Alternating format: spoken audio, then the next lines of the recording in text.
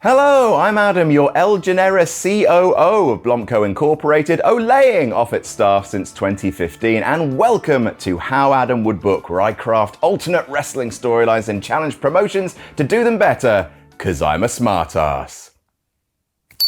This time I am acting on commission from wonderful patron OK Awesome, and we are looking at a man who I always forget is one of my favorite wrestlers of all time, and WWE and I seem to have that in common. Sami Zayn, the underdog from the underground, Seth Rogen's vegan brother and the most aggressive ginger since Annie Warbucks, went on TV to say, I don't want you to protest, I don't want you to riot, I don't want you to write to your congressman because I wouldn't know what to tell you to write. I don't know what to do about the depression and the inflation and the Russians and the crime in the street. All I know is at first, you've got to get mad. You've got to say, I'm a human being, god damn it. My life has value. I'm as mad as hell, and I'm not going to take this anymore. Sami Zayn, like Daniel Bryan and Mick Foley, has that amazing babyface ability where he's accomplished so much, and yet he doesn't quite feel like he's accomplished all of which he's capable of. See, the truth is, Sami is a WrestleMania main eventer, ending not one, but two of the longest reigns of all time of particular titles.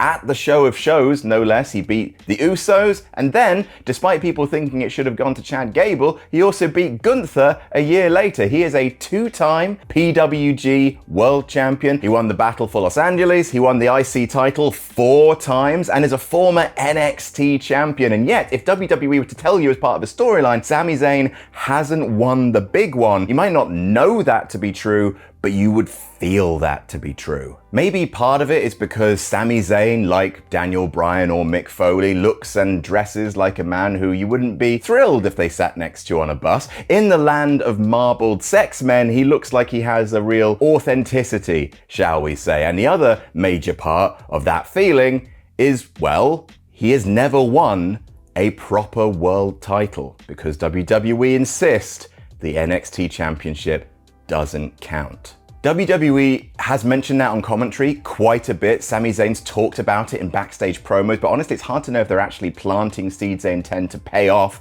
for a Sami world title run, or if they're just throwing a stat at you and they actually have no desire to promote this winsome hedge to the top of the card. Sami Zayn was involved in the greatest storyline that modern WWE told, and it still wasn't enough to net him a world title. I am not indignant on his behalf. I'm not 100% convinced that in real life Sami has any regrets whatsoever about his WWE career, but as we run down his professional history, I think I might be able to convince you that he does in fact deserve it. Sami Zayn has, for about half of his career, been an unserious man with a serious soul. Someone who understands that pro wrestling is inherently ridiculous, but it's through that unreality that you can be amused, entertained, and affected so much that you can get close enough for wrestling to stick its emotional knife between your ribs. Hell, after starting in IWS in Montreal, Sami Zayn wrestled for 11 years, just under half of his career, under a mask as El Generico. A silly joke told with sublime seriousness, as Sami's near inhuman in-ring acumen gave immeasurable substance to that thin joke, like Christopher Daniels did with Curryman, or to look at a modern comparison, what WWE is doing right now with the myth and legend of El Grande Americano. Generico walked so that Americano could reverse 450. Part of that joke is told in a kind of beautiful cooperation with wrestling fans, again, in a way that no other entertainment format quite manages. Generico's backstory was filled in by smart aleck fans who took to wrestling message boards to talk about how Generico was born in Tijuana, fled Mexico after a brainbuster gone wrong, that he retired from wrestling to run an orphanage. Kevin Owens gleefully added to the lore by claiming that Generico is dead because Kevin Owens is a monster. El Grande Americano works in a similar way because fans with total sincerity refuse to countenance the scurrilous rumors that El Grande Americano is Chad Gable. I mean, I personally, don't know about you, I personally noticed a significant change to Americano when Seth Rollins got injured. Coincidence? I think not, you QAnon cucks. Sami was given the El Generico mask for a random show in IWS because he was supposed to go out there, get squashed by a monster heel, and then the character, purposefully generic because he wasn't the focus of the story, would disappear. Instead, Sami was such a good seller, received so much punishment, and the audience recognized it for the joke that it was, that they cheered like crazy for El Generico, shouting "Olay," and so the character continued on. Sami's talent turning the ridiculous into the heartfelt, and that would not be the first time he did that. Generico would carve a name for himself over the next decade by wrestling in the big three of US indie scenes, Pro Wrestling Guerrilla, Chikara, and Ring of Honor, finding great success in all of them, especially in Ring of Honor, where his years-spanning rivalry with Kevin Steen is rightfully regarded as one of the best in that promotion's entire history. Over 10 years of carving out this purer than pure, sillier than silly character all over the indie scene, he was signed to WWE in 2013, debuting in NXT not as El Generico, but the maskless Sami Zayn. From his debut in May 2013 until December 2014, NXT told a long-running story with Sami Zayn, one that briefly saw him don a lucha mask as El Local, or El Local, in the closest thing we ever got to a WWE version of El Generico. Sami would repeatedly come up short in NXT, first in an acclaimed feud with Cesaro, then in his hunt for the NXT title, with the focal point of that story being that Sami didn't have the killer instinct necessary to win the big one. This is going to sound very familiar as this video progresses. Sami rejected the calls for him to turn heel, eventually won the title his way before being betrayed by long-term friend Kevin Owens, emotionally manipulated into a match when he wasn't at full health, lost the title on his first defense via ref stoppage, moved up to WWE's main roster just over 10 years ago in May 2015, and unfortunately enthusiasmed himself into a shoulder injury trying to stir up the fans. Old Sami. At the worst possible time, Zayn was benched for 7 months and he returned in full Seth Rogen cosplay at TakeOver London with a brand new gimmick of, hey, look at my hat. Have you seen my hat? And even though he put on a stunner of a match with Shinsuke Nakamura, a match, by the way, that Nakamura himself has never actually bettered in his own 10-year career in WWE, Sami Zayn returned as something of a mid-carder for life. In a grim twist on his run in NXT, on the WWE main roster, Zayn would often come up short in his title aspirations, but this time there didn't seem to be a long-running story, an endpoint in sight, and years would pass.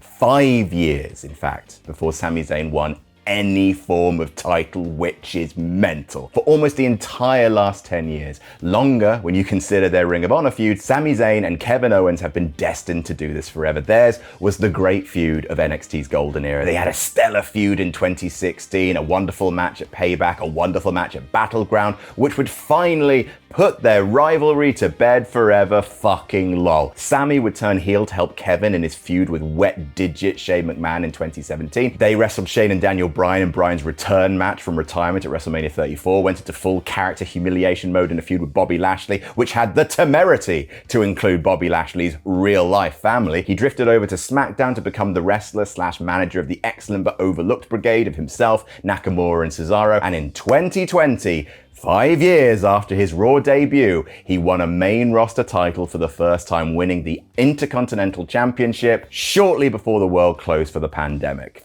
Fucking great timing, lad. He became a conspiracy theorist, a Fidel Castro strippogram. He started doing whatever the living fuck this dance was. He had another feud with Kevin Owens, as they do when WrestleMania season comes around, the lads have got nothing on. Did legitimately very entertaining jackass shit with Johnny Knoxville, including getting snapped in a giant novelty fucking mousetrap, because no one tells a better wrestling joke than Sami Zayn. And then a few months later, in mid-2022, Sami Zayn joined the Bloodline. And unwittingly, as the creative regime in WWE changed, long-term storytelling became a thing. He flourished into the guy that turned WWE into a white-hot product once again. This is not going to be a rundown of the Sami Uso saga. We're already overclocked for an intro as it is, but let's just say that in the space of 1 year, Sami went from being slapped by a giant hand to winning gold in the main event of WrestleMania. It was a pretty important storyline. Right now, in 2025, after years of tap dancing on that razor-thin line that separates the upper mid-card from the main event, Sami still hasn't won the big one. And the question is, will he need to give up everything he holds dear to get it done? I have some very strong opinions on that. WWE, do it better.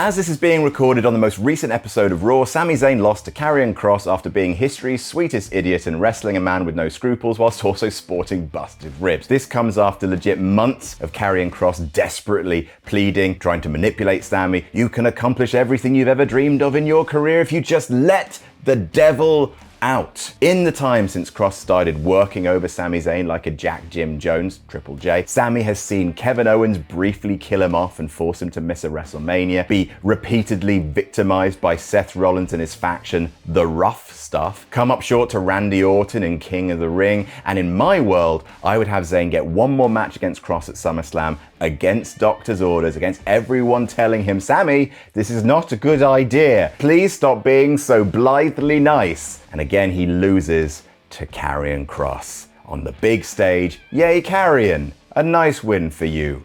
Karrion happy. Kross cradles Sami Zayn's bloodied face in his hands and says, I tried to help you, Sami. I really did. Now, I let you go. He pauses on his way out of the ring. He gestures at Scarlett, who hands him a card. He takes it and he says, if you change your mind, you know where to find me, and places the business card in Sami's hand, then walks away. At this point, continue to keep Sami Zayn in world title conversation, but otherwise have him go on a highly publicized losing streak when the moment counts. Randy Orton turns on Cody Rhodes at SummerSlam, the BlampCo cinematic universe, costs him the title, so we need a new contender for John Cena in Paris. Sami Zayn would be perfect for that. They're going to be a loud crowd. That really plays in Sami's favor. Olay, olay, olay, olay, olay. Olay. Cena was Sami Zayn's first opponent on the main roster. Cena has seen huge success by being an asshole. In a very literal sense, releasing the big-eared demon inside of him is the thing that solidified him as the greatest of all time. He's been winning matches with the belt shot. All of this is the perfect good versus evil layup for what we want to do with Sami Zayn. On the post-SummerSlam Raw, Sami guts it out, wins a fatal four-way match to become #1 contender, and Cena tells him, I don't see the fire in you anymore, Sami. I'm not your enemy. Your enemy is in there. It's that pride, that inability to accept judgment for doing what needs to be done. The first time you stepped into WWE to face me, you care so damn much about what they thought of you, you nearly tore your arm clean off. That's the story of you. You will cripple yourself for them, for nothing. He holds out the belt. Take it, Sami. Hold it. That is the closest you will ever get to holding that title as champion. Sami retorts, you want to lecture me about strength? From a man who can't win a match without hitting people with this. If that's what it takes to win this belt, he just throws it back at Cena. Then it means nothing to me. Cena tells him, well, when it comes down to it, I guess we'll just see exactly what it means to you. At Clash in Paris, Sami Zayn versus John Cena, of course, the referee goes down. When heel John Cena is around, they spontaneously fucking combust. Sami ducks Cena trying to hit him with the belt, hits him with a haluva kick, sees the ref is still down, spots the belt at his feet. He picks it up. He looks around. And here's the issue with pure babyfaces. In NXT, when he did this, the teeny tiny hardcore Full Sail crowd begged him not to do it. No, this is not the way, Sami. You can bet your ass at a mainstream crowd, especially a French one, because French people are pricks to a man, and I can prove it. You know they will be like, go on, Sami, why don't you treat yourself? On a qu'une vie. That's why it's so difficult to tell this kind of story, because if presented with the option of having your favorite win or your favorite compromise their values, most people would rather have the win. WWE's just like that. It's a super cool and super fun picture of the world around us. I think the only thing you can do to actually make people care about Sami turning down his inner demons is by telling it as a matter of narrative, not as a matter of principle. Telling a long-running, cohesive story around it. So that properly starts here. He doesn't do it. He throws the belt to one side. He can't do it. Cena sees this, actually looks at Sami like, well, damn, I forgot what principles look like, and ends up beating Sami with an AA clean. After the match, Cena pulls Sami to his feet, then walks away, continuing Cena's own slow turn back to the light. Cena hasn't corrupted Sami. Sami has enlightened Cena. Sami asks people on Raw, what do you want from me? When I was a conspiracy theorist, I was miserable. I lost my mind. The world made such little sense to me that I rejected it. I rejected myself. I lost my grip. I hear what people are saying, that I had the title in my hands and I should have used it. I literally threw it away, that I should have given in. Is that what you really want? Do you care about me so little that you want me to go back to that place just for a title? To be what Roman Reigns became as I stood there and watched him try to cripple someone who'd been my best friend for 20 years. I didn't give in then, and I won't give in now. And if that makes me a fool, then so be it. After Cody and Randy finish up their feud at Bad Blood, the BlampCo cinematic universe, Sami gets into a feud with Randy Orton, another person who's given in to the voices in his head, whose self-hatred has led him to the conclusion that decency is quicksand. They feud into Survivor Series, with Randy reminding Sami, "Sami, you were a part of the bloodline. You could have ridden them to the top. And look what happened. The person you gave it all up for, Kevin Owens, made it so you missed WrestleMania this year. That's what loyalty, friendship, and your cowardice gets you. Time and time again." At Survivor Series, Sami has a steel chair in his hand, but again, he refuses to pull the trigger. He looks out at the fans and he's genuinely so conflicted. He's been let down by everyone, by Cena, by Orton, by Kevin Owens. Honestly, why shouldn't he? But no, Sami won't do it because he doesn't like the person he'll become. He throws the chair away. He eats an RKO for his troubles, then a punt. Orton pins him and Sami has to be stretchered out. In a segment on Raw, Sami is still recuperating in hospital and he's at his lowest ebb, and he asks the nurse to hand him a card from his bag. He takes it, phones the number on it and says, "How soon can you get here?" At the end of the episode, the nurse comes into his hospital room and says, "He's here," and in walks Kevin Owens. He sits down next to Sami, wordlessly takes his hand, and the two men just sit there. Kevin Owens is still recuperating from his own neck surgery, and him and Sami go through physiotherapy together. WWE releases photos of Sami when he was at Kevin Owens' bedside after his neck surgery. The two men talk about what it means to do this, to try and be a good person in a violent, selfish world, to make mistakes and to try to make sure you don't make any new ones. No matter what the men do to each other, they will always come back to each other, and that has to mean something. If nothing else means anything, that does. Kevin tells him, "You're better than me, Sami. You always have been. And sometimes, because of that, you drive me crazy. But when everything else around me falls away, the fact is you are there, and honestly, you deserve the World Championship, Sami, no matter what you have to do to get it." This leads to Sami Zayn winning the Royal Rumble in Riyadh, because if we can get one good thing coming out of holding the Rumble there, it's that he is so over in Saudi Arabia that at least Sami winning will make the fans in attendance lose their goddamn minds and start his road to WrestleMania the right way. By this time, I reckon that Bron Breakker, or Seth Rollins, if his knee injury isn't as bad as they think it is, will be World Heavyweight Champion, and naturally people would expect Sami to challenge one of those guys, which is probably what WWE would end up doing, which makes it a huge surprise that he instead chooses to challenge WWE Champion Cody Rhodes. Rhodes beat Cena in his last match in December, takes back the title, and actually, him versus Sami at WrestleMania makes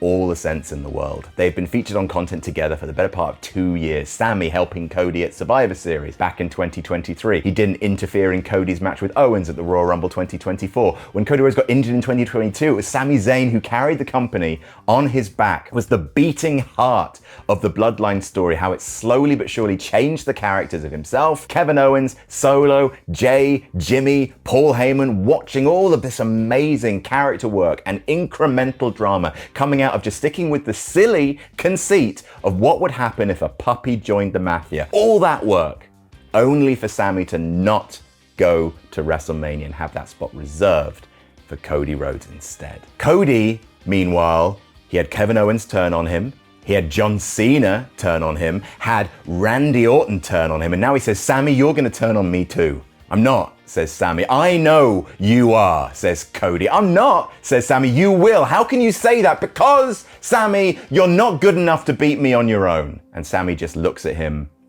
slaps him in the face, and they brawl. Kevin Owens returns to Sami's side to help him in his training for WrestleMania, and this incenses Cody, who KO tried to cripple with a package piledriver back at Saturday night's main event. Cody tells Sami, "He is not your friend. I am your friend. Every single time you trusted him, he betrayed you. Open your fucking eyes, Sami. He hurt you every time." And Sami says, "The only every time that I care about is that every time I was hurt, properly hurt to the point where I'm not sure I could do this anymore. He was the one who was by my bedside. When Randy Orton put me in the hospital, Cody, where were you? But the terrible truth is, Cody's kind of right. Kevin Owens, like Karrion Kross, like John Cena, like Randy Orton, tells Sami it's okay to give away a small piece of your soul if it finally means winning the big one. Kevin manages Sami while he's still recuperating his neck and provides windows for Sami to cheat, but Sami keeps refusing. Sami has a mini feud with Gunther in the lead up to WrestleMania. Gunther challenges Sami at Elimination Chamber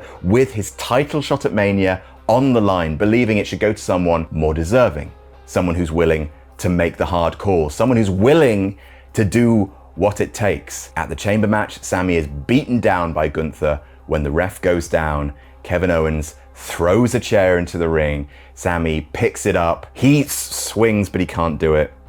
Sami throws the chair away, and hopefully at this point, crowds will actually not want to see Sami give in to temptation. Again, Sami refuses, beating Gunther clean to keep his WrestleMania title shot. All of Sami's career has been leading to this point, to WrestleMania. With Kevin Owens, he reflects upon his decade on the indie circuit, being the underdog from the underground, his never-ending saga with Kevin Owens, who had his world title run, Sami's own heel run, his time with the Bloodline. Before Sami heads out to the ring for the match, Kevin Owens stops him and hands him something that he says is from an old friend. He hands Sami the El Generico mask. Sami looks at it, smiles, hugs KO.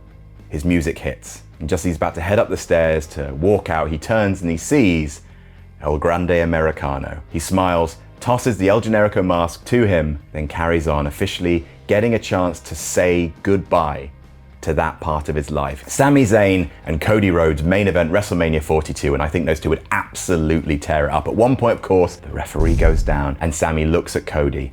He goes to the ringside area and grabs the title. He stands there waiting for Cody to turn. Cody sees him and he's like, I knew it. I knew there was no one in this world that I could trust, but Sami can't do it. Like holding the NXT championship in his hands 12 years earlier, he knows that the greatest victory of his life won't mean anything if he does it this way. He throws the title to one side, goes for the haluva kick, misses. Cody grabs the WWE title and nails Sami in the forehead with it. Cody Rhodes has reached the end of his patience with everyone who claimed to be his friends. The ref comes to and counts 1, 2. Sami kicks out at the last moment. Cody is beside himself. He gets in the referee's face. He screams at him, pushes the referee into the corner, turns around as Sami hits Cody with a haluva kick. He hits Cody with another. He takes a moment to himself in the corner, hits one more, and pins Cody Rhodes to become WWE champion, to finally win the big one on his own terms. Confetti rains. Cody looks daggers at him. Kevin Owens comes out to celebrate with his best friend, Sami Zayn. And I am sorry to end the video on this note, but Sami immediately loses the title at Backlash to a fully heel Cody Rhodes. Cody snaps, bludgeons Sami, becomes Homelander Cody, and eventually cheats to get his title back, because Sami's had his moment.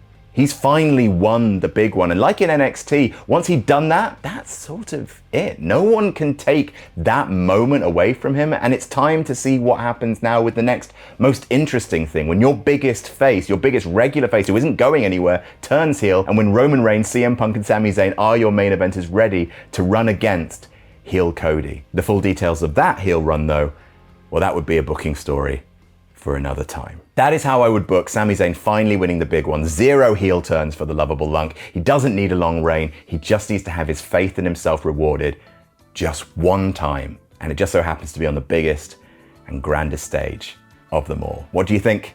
Let me know in the comments. Thanks again to OK Awesome for commissioning this booking at my Patreon, patreon.com/Adam Blampied.